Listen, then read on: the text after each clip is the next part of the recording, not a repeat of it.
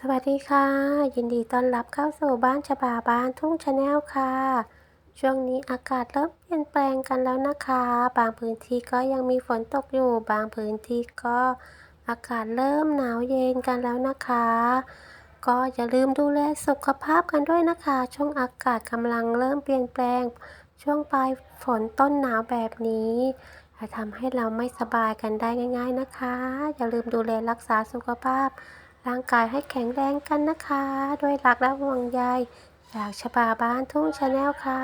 ช่วงบรรยากาศแบบนี้เดี๋ยวเรามาฟังเสียงพิณเสียงแคนไปพร้อมๆกับการชมดอกไม้สวยๆไปด้วยกันนะคะก่อนที่จะไปฟังเสียงพิณเสียงแคนก็ช่วยกดไลค์ให้ฉบาคนละ1 ไลค์ด้วยนะคะขอบคุณค่ะ